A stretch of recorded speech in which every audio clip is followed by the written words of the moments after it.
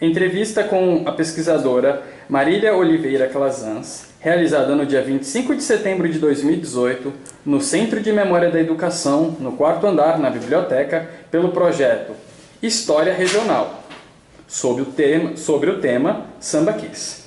Bom dia, Marília, tudo bem? Bom dia, Rafael. Obrigada pelo convite. Nós que agradecemos. A gente poderia começar essa conversa, essa entrevista, com um conceito geral de sambaqui. O que é um sambaqui? Qual é o seu entendimento de sambaqui? E também como você chegou nesse tema de pesquisa? Qual foi o seu caminho, a sua trajetória de tanto profissional quanto de cientista para o sambaquis? Certo. Sambaqui é um conceito mesmo, né? É uma palavra brasileira. Eu digo brasileira porque ela tem uma raiz tupi, mas ela é aportuguesada, e ela foi mobilizada no final do século XIX, mais ou menos nos anos 60, 70 do século XIX, por pesquisadores, quase todos estrangeiros, para conceituar um sítio arqueológico, alguma coisa que estava sendo definida ali como os vestígios brasileiros de uma pré-história que estava sendo perseguida por esses pesquisadores na época. Desde então, a palavra sambaqui não conceitua alguma coisa que continua sendo parecida com isso, quer dizer, são sítios arqueológicos quase sempre litorâneos, que tem uma diversidade muito grande no litoral brasileiro. Alguns entram no território seguindo o sentido dos rios. Existem sambaquis que são fluviais também. O que tem em comum entre todos eles é que são compostos por conchas, né? Por conchas de moluscos diversos, dependendo da região, e outros compostos orgânicos. Aparentemente, as semelhanças entre os sambaquis param por aí, né? Existem tentativas contemporâneas de definir esse sambaqui enquanto conceito geral, mas todo conceito geral sempre acaba sendo problemático, porque o conceito geral, algum sambaqui não vai entrar exatamente nessa definição. Mas o que é interessante sobre o sambaqui é que há um interesse científico sobre o que a gente está chamando de sítio arqueológico conchífero, né? Ele veio a partir de um interesse fora do país, né? Então, a história do sambaqui, ela está intrinsecamente conectada à história da arqueologia, não só no Brasil, mas no mundo também.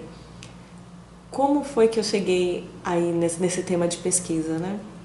Eu sou professora de História desde 2006 e nos primeiros anos do ensino fundamental, quando eu comecei a trabalhar, um dos temas sempre é arqueologia.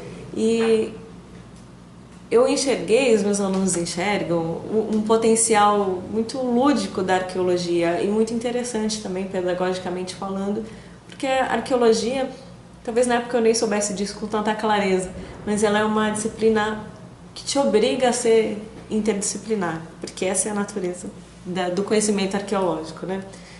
E eu gosto disso porque tem a ver com a minha vocação também. Sou uma pessoa interdisciplinar, apesar de ter escolhido o caminho da história lá quando estava no final da adolescência. Sempre gostei de outras áreas. Isso ficou dentro de mim, né? E a arqueologia, ela te obriga, com as turmas de sexto ano, que estão se adaptando ainda a um novo formato escolar, a sair um pouco da zona de conforto, né? Que é uma zona de conforto que eu considero desconfortável. Por que a zona de conforto? Porque a disciplinarização do conhecimento escolar tem sido assim por gerações. Então é o jeito que os professores aprenderam, sabem fazer e se sentem à vontade. Isso é confortável. É desconfortável no sentido de que a gente não é assim, é contra a natureza do que é o conhecimento, da maneira que eu enxergo. Isso vai contra a maneira que a gente gostaria de se expressar em sala de aula. Isso é mais ou menos um ponto passivo na pedagogia. Então, eu passei a enxergar com muita clareza como era valioso o uso da arqueologia na sala de aula, por vários motivos, né? Porque tem temas que são muito populares na arqueologia, por exemplo, Egito, arqueologia clássica greco-romana. Para alguns alunos um pouco menos ortodoxos, arqueologia sul-americana também. E muitas vezes, em alguns temas, eles sabem mais do que os professores, porque tem jogos que tratam desses temas assim, históricos e arqueológicos, é bem bacana. Então, quando eu entrei para a arqueologia como estudante, foi na tentativa de eu responder essa ansiedade dos meus alunos em saber mais, porque era muito difícil atender as expectativas deles, porque eles gostavam muito, o nosso tempo era sempre curto para atender a um período de existência da humanidade que é de centenas de milênios de anos, né? Então eu percebi que eu precisava mais desenvolver meu material. Então foi mais ou menos assim que eu encontrei o caminho da arqueologia. Por que o sambaquis? Porque é da nossa região, né? Eu nasci num lugar chamado Casqueiro, que é um nome para sambaqui. Então, a minha trajetória como pesquisadora, ela partiu muito da minha experiência, né? Eu resolvi dar voz à minha biografia e procurar onde eu estava refletida, onde é o meu lugar de nascimento, de vivência, estava refletido naqueles documentos que eu pesquisava.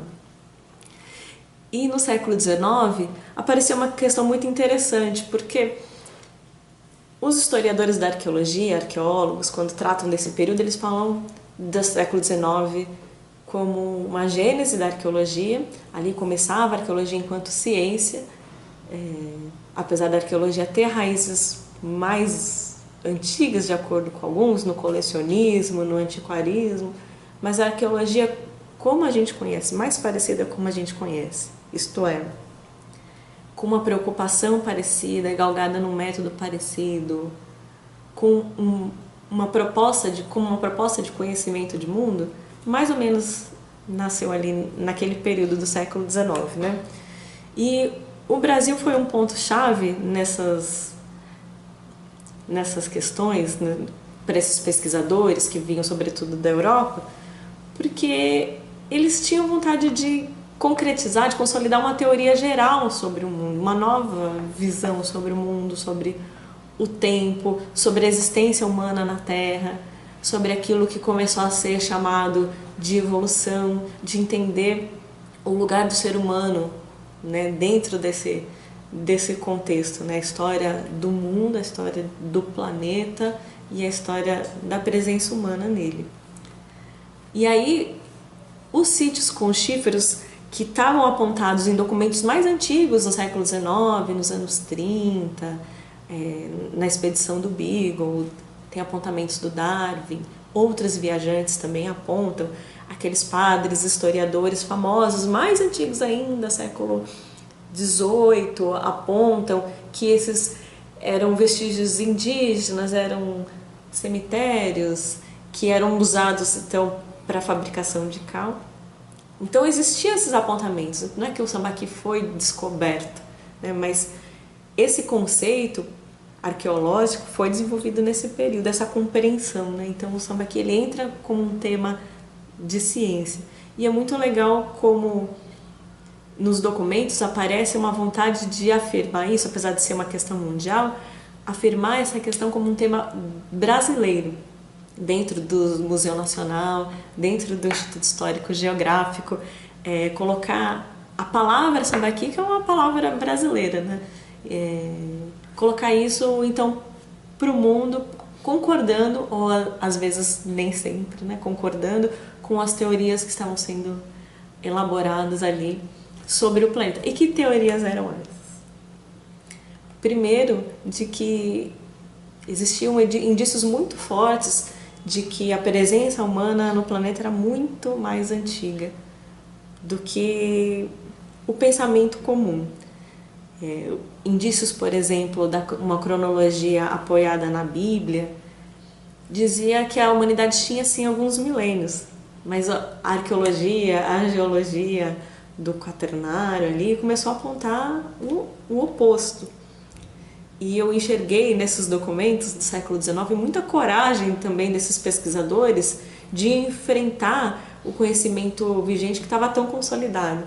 É preciso muita coragem, muita convicção da ciência que eles estavam construindo para dizer, para conseguir afirmar que aquelas evidências eram fortes o suficientes para contestar todo um corpus de conhecimento que tinha séculos, né? E em falar em séculos, alguns artigos, por exemplo, os diários, anotações e comentários, cartas do Peter Lund, que trabalhou na região do Karst, no centro do Brasil, eles contam o tempo de vida da humanidade, dos fósseis, em séculos. O Lund comenta assim, ossados que podem ter até 33 séculos. Porque precisava-se, então, criar um vocabulário, inclusive, né, para denominar tudo aquilo que estava florescendo, saltando aos olhos, né. Então, o Brasil fez parte, graças a um investimento pesado também do Museu Nacional, que era verba da coroa, então 70% dessas pesquisas, pelo menos, foram financiadas com o dinheiro da coroa real, porque ali tinha uma vontade, estava expresso um projeto de nação. Então, cabia também esses pesquisadores dizerem o que era esse país que estava nascendo, o que era o Brasil, diante do mundo e diante de si próprio, né? É um momento grandioso. Isso me chamou muita atenção, né? Trabalhar com esses documentos. Mas a pesquisa, como eu trabalhei na perspectiva da história da ciência e até também na perspectiva da arqueologia, não ignora a cultura material. Então, o meu trabalho transicionou entre esses documentos, né, mas também com as evidências que sobraram daquilo que os pesquisadores testemunharam. Do século XIX até esse momento, até o século XXI, a gente sabe que uma grande perda, né, irreparável dos sítios arqueológicos aconteceu, a despeito de muitos deles denunciarem que aquilo era uma coisa que eles não sabiam muito bem definir o que era, mas que precisava ser preservado para o conhecimento da humanidade sobre si própria. Isso estava dito lá já há 150 anos. Mas o que eu percebi é que eles precisavam também enfrentar o seu conhecimento, confrontar o seu conhecimento de mundo, as suas perspectivas teóricas, os debates com os colegas nos círculos científicos com aquilo que eles estavam testemunhando. E nesse sentido, o Sambaqui é também uma coisa incrível. O que os impressionava? Com eles que já vinham com uma bagagem intelectual, com um olhar instrumentalizado para entender um sítio arqueológico, o sítio que eles estavam chamando de Sambaqui não combinava com o que eles estavam procurando. Não combinava em vários sentidos. Por exemplo, existia uma ideia mais antiga, que está na raiz da disciplinarização da arqueologia enquanto conhecimento científico, de que existiu na história da humanidade 3 grandes eras, 3 grandes fases. E essas fases, elas são determinadas a partir da cultura material, dos vestígios que os humanos deixaram no planeta acidentalmente ou de propósito, que são, na ordem cronológica, do mais antigo para o mais recente, os vestígios de pedra, artefatos líticos muito rústicos, depois um pouco mais trabalhados, os polidos, depois a metalurgia. Depois da metalurgia, outros avanços técnicos e tecnológicos que são expressos na cerâmica, nos indicativos de agricultura, na construção de cidades, nas sociedades monumentais e assim por diante. Então, obrigatoriamente, a humanidade seguiu esse caminho de acordo com essa teoria. Isso explicava muito. Estava todo mundo muito confortável, né, com essa explicação. Então foi assim. Então, os museus ali no século XIX, a era dos museus nacionais, né, organizavam suas exposições a partir dessa perspectiva e isso deixou todo mundo satisfeito. O pessoal procurando uma explicação científica para a humanidade estavam satisfeitos, né? Olha, então é assim. Começou muito rústico, a gente foi se desenvolvendo e tudo e tal. Qual era o problema terrível nisso? Ao mesmo tempo que em uma parte do mundo as pessoas estavam andando de trem, em outra parte do mundo, ao mesmo tempo, tinha uma pessoa lá fazendo a sua flecha, lascando uma pedra. Como que eles tentaram... qual foi o argumento que tentou conciliar essas duas realidades? Ora, muitos diziam, alguns seres humanos evoluíram muito rapidamente na sua técnica e tecnologia, nas ciências, na filosofia, porque assim Deus quis. Já outros estão estagnados. E esses estagnados são muito importantes, porque eles mostram pra gente como nós próprios éramos milênios atrás.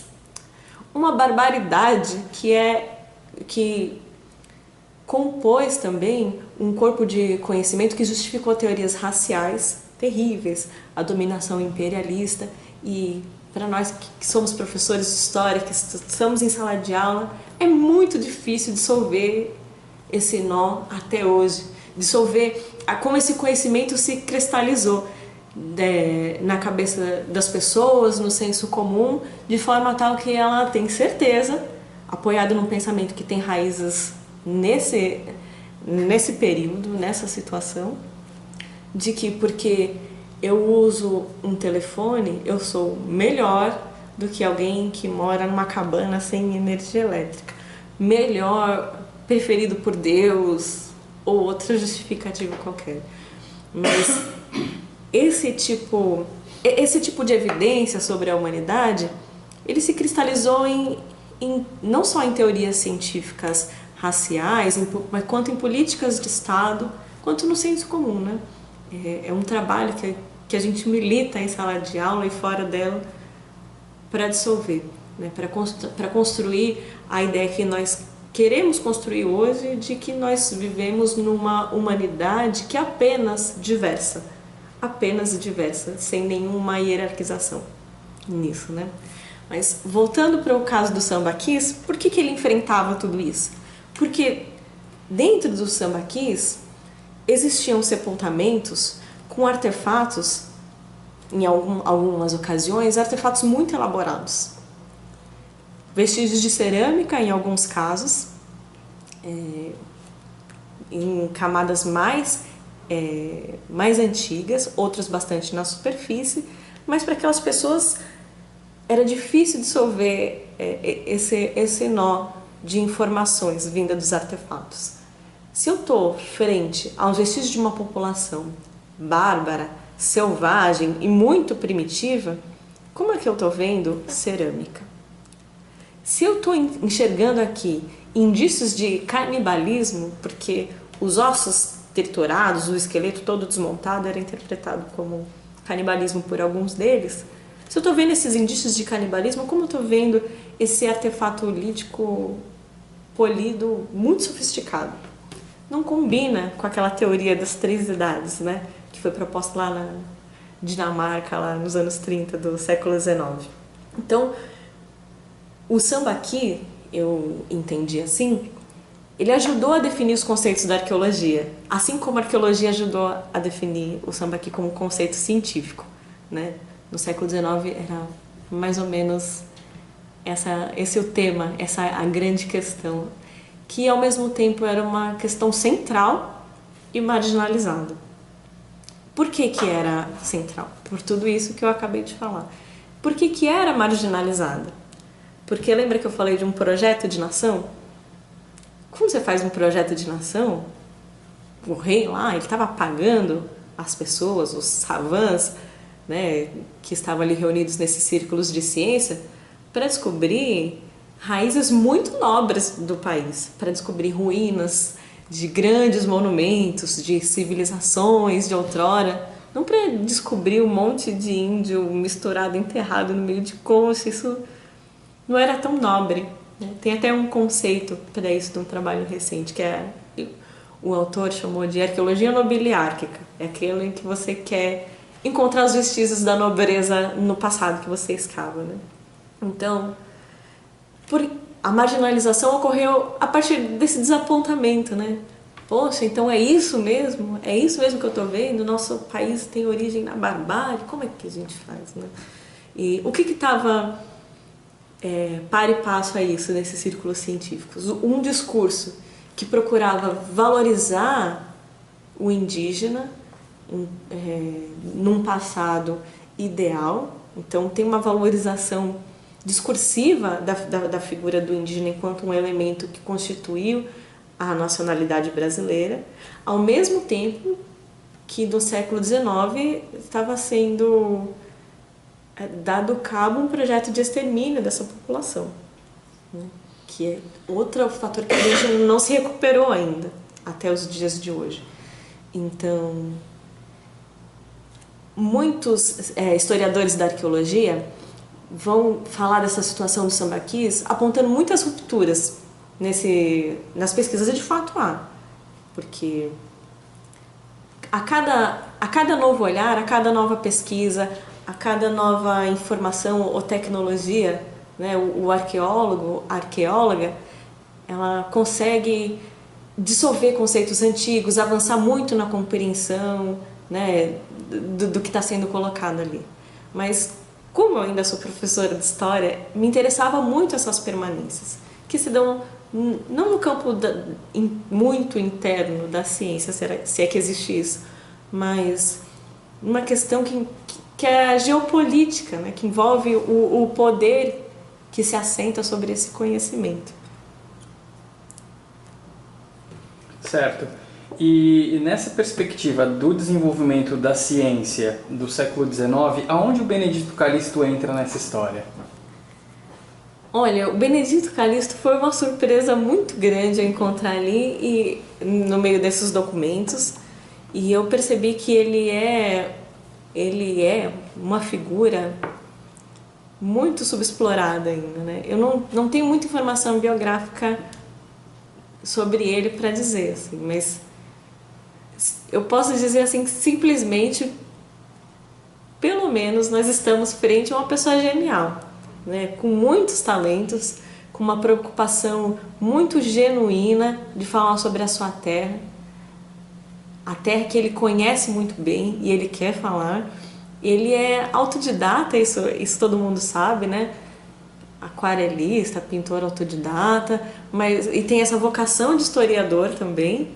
E ele sai de Itanhaém e se enfia no meio desses... É mais ou menos como eu consigo interpretar a trajetória dele. Ele se enfiou no meio desses círculos científicos e disse, olha, eu tenho alguma coisa para falar sim. E o que ele tinha para falar, né, nessas publicações que elas estão ali nos primeiros números da revista do Museu Paulista? Ele se enfia no meio de um debate terrível que se colocou sobre os sambaquis, em que de um lado existia todo um corpus científico construído no século XIX, dizendo que aquilo era um vestígio de uma pré-história, né, dos povos primitivos ali do território brasileiro, e um cara chamado von Jhering, que ele foi o diretor do Museu Paulista. Ele chegou dizendo que ele era um grande especialista em malacologia e que só ele, mais ninguém, tinha condição de ver que aquilo não era sítio arqueológico coisíssima nenhuma, aquilo era resultado acidental. E aí perguntavam, mas por que tem esqueleto dentro? E ele fazia todas as respostas lá que ele conseguia elaborar. Uma deles ele dizia assim, por que tem esqueleto dentro? Porque ali, na época do dilúvio geológico, né, que não é o mesmo dilúvio da Bíblia, na época do grande dilúvio, tinha um rodamuinho ali e muitas pessoas se afogavam. E é até anedótica essa situação, né? E o Benedito Calixto, ele entra no meio desse debate e fala, olha, eu não sou pesquisador como vocês, mas eu tendo a concordar que não é um sítio arqueológico, que é resultado do dilúvio, sim, e tal.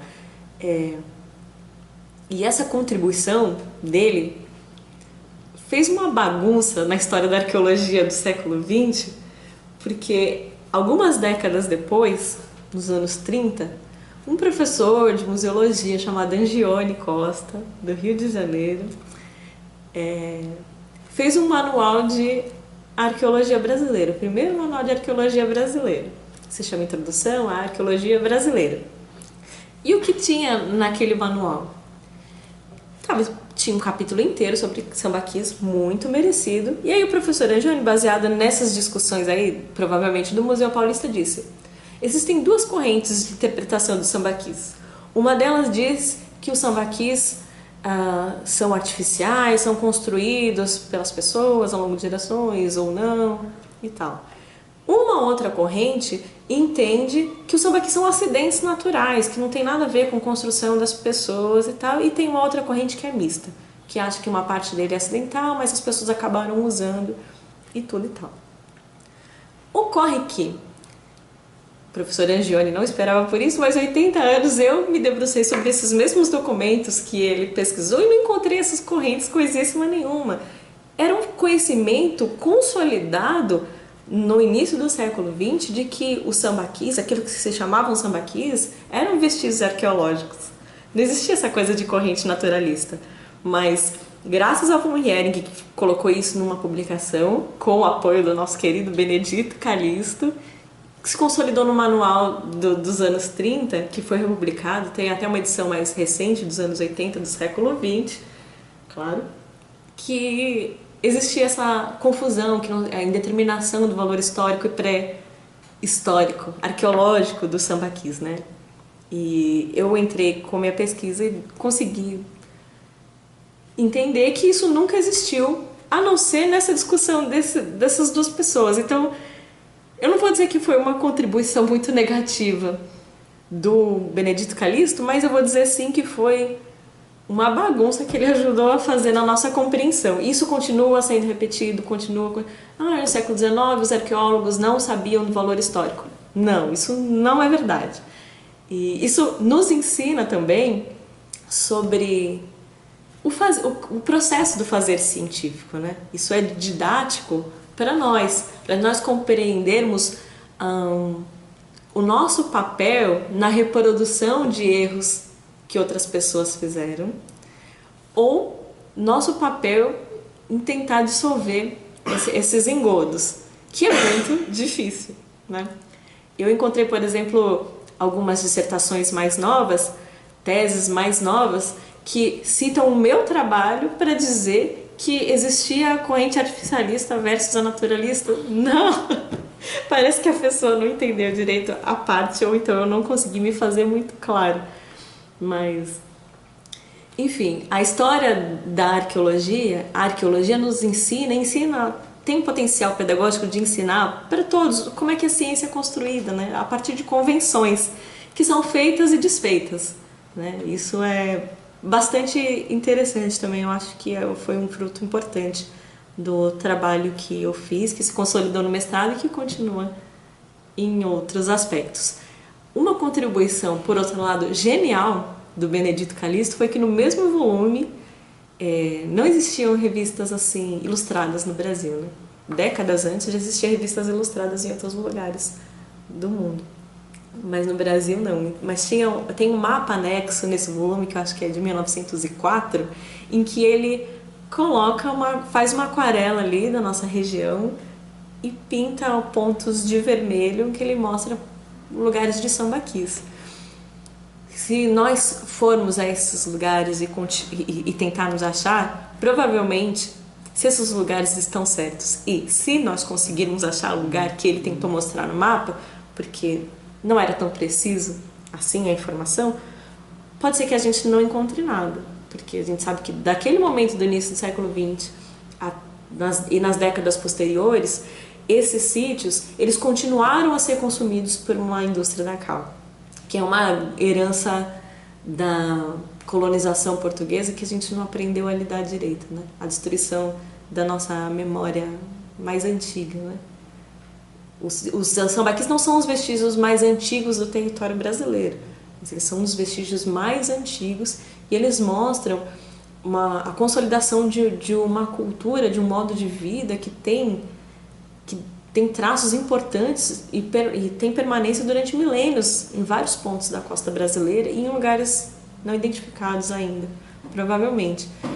E tudo isso foi destruído e a perda não é possível de reparar. O que é possível de reparar é a nossa consciência sobre esse patrimônio que a gente herda, né? Isso é uma das principais preocupações que eu tenho também quando vou falar sobre esses sítios. O pouco que resta, que é esse tesouro, nos obriga a pensar qual é o nosso papel cidadão na manutenção desses vestígios, né? É triste e trágico pensar que um sítio arqueológico sobreviveu a tanto, durante tantos milênios, e de repente, como num toque de mágica, numa assinatura de uma pessoa que tem um poder e não exatamente tem consciência da necessidade de preservação daquilo, aquilo se destrói, se desfaz, para passar uma estrada em cima, para rejuntar uma parede, né? Bom, você está nos dizendo que os sambaquis eles foram utilizados como fonte de cal nas construções coloniais e elas continuaram sendo utilizadas no século XIX, quando havia essa nascente arqueologia, e depois disso continuou, é isso? Continuou. É muito doloroso pensar nisso, né? A gente faz um exercício de imaginação, de se colocar no lugar do outro, ainda que nós saibamos que é impossível tentar imaginar como que era a cabeça de um cara provavelmente iletrado, europeu, ou filho de europeu, ou mestiço brasileiro e tal, frente a uma coisa dessa, e o que ele pensava, né? Eu tendo a pensar que é impossível você estar frente a um sambaqui e não se sentir provocado. Não dá para passar despercebido. Quer dizer, alguns até sim, né? Na nossa região tem muitos sambaquis que estão muito tímidos ali, porque depois de ter passado por uma destruição que a gente não consegue dimensionar, eles são pequenos, tem floresta, tá recoberto e tal. Bom, você está nos dizendo que os sambaquis eles foram utilizados como fonte de cal nas construções coloniais e elas continuaram sendo utilizadas no século XIX, quando havia essa nascente arqueologia, e depois disso continuou, é isso? Continuou. É muito doloroso pensar nisso, né?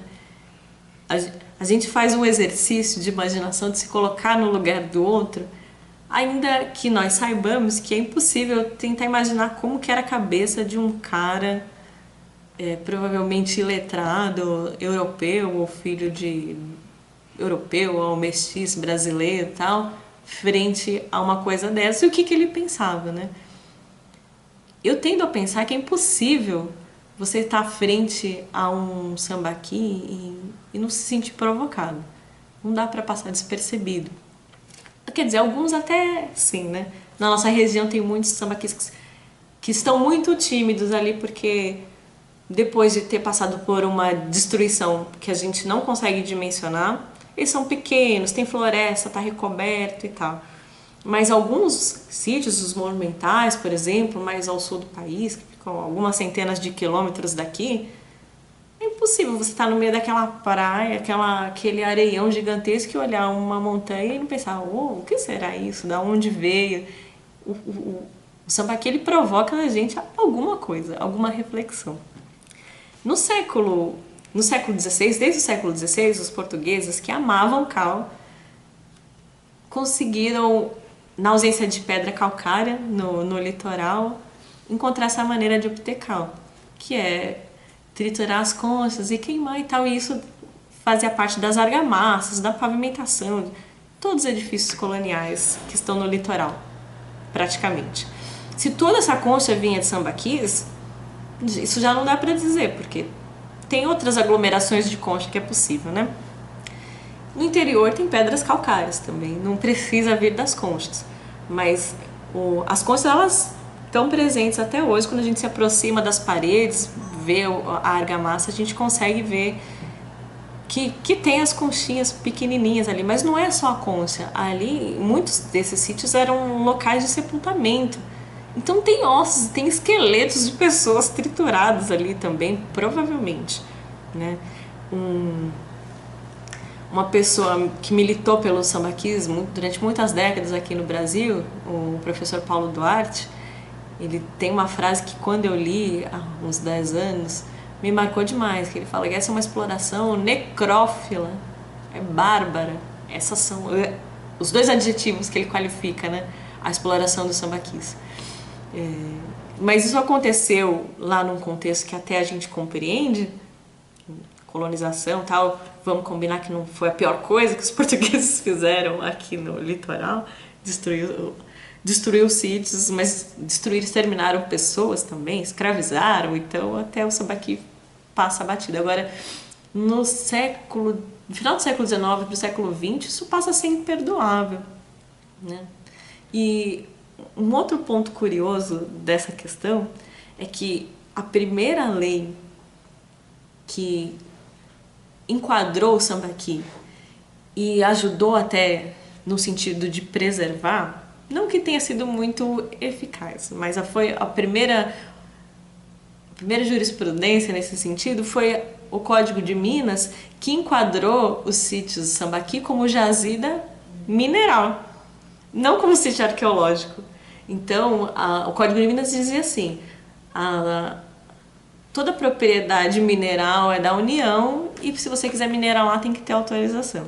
Quer dizer que o cara que quisesse minerar a cal, vamos dizer assim, vinda das conchas do sambaqui, precisava de uma autorização de um órgão superior, né?